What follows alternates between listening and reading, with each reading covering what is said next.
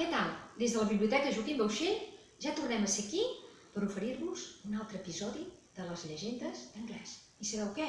Avui estem molt contentes perquè tornem a estar a la biblioteca, al nostre medi.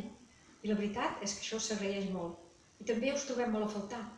I esperem que aviat ens puguem tornar a retrobar, mica en mica, i seguint tots els protocols, poder tornar una mica a la nova normalitat. I vinga, sense res més, doncs ara anem per les llegendes. Les llegendes que us hem anat oferint al llarg d'aquests dies estan tretes d'un recull de les llegendes de la Vall d'Anglès, escrites per en Pere Figueret i Cairol, amb il·lustracions de Dom Oriol, M. Diví i Narcís Bosch, editat per l'Ajuntament d'Anglès i la Comissió de Festes a l'any 2002. Un recull molt bonic, que si sou curosos segur que ho guardeu a casa.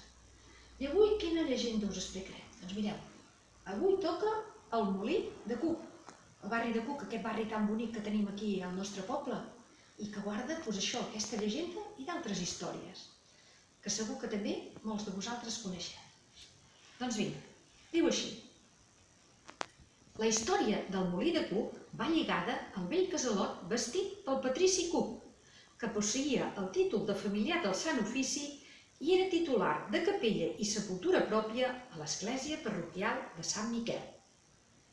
Situat al barri del mateix nom, el molí comunica per un pont amb el Mas de Cup, del qual tenim notícies des del segle XIII. La llegenda, que ens ha arribat fins als nostres dies, ens diu que el moliner de Cup, no sabem si fruit del remordiment, se n'ha a confessar. Mentre anava descabdellant les seves faltes, deixà anar amb veu petita que a l'hora de tornar tot el blat que li duien a moldre al molí, en abocar el sac a la tremuja, sempre li en quedava una mica al cul del sac. I és clar, així, d'unça en unça, anava fent el seu racó.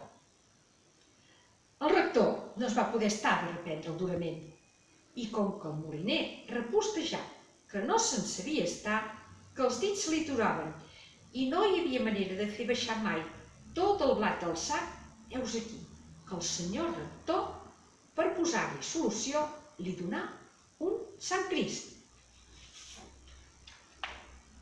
perquè presidís l'estança del molí.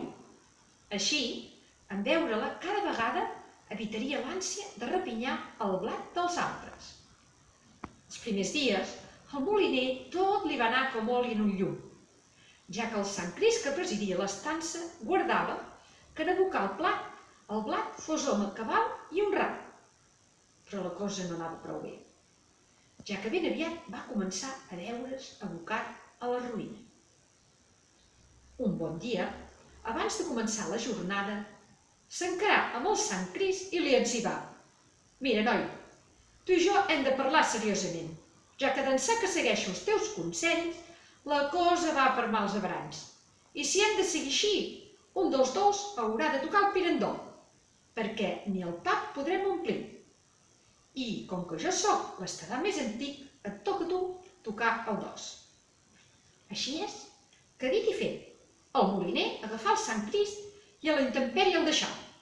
Des d'aleshores, tornà a trampejar, tal i com ho havia fet sempre, i el blat tornà a enganxar-se al cul del sac com a tots temps. I és que pots canviar de moliner, però no pas de lladre. I vet aquí la llegenda del Molí de Cup, amb aquest moliner que ja ho veieu que era una mica lladrebot. Aquesta llegenda treta del recull de llegendes de la Vall d'Anglès. Esperem que us hagi agradat.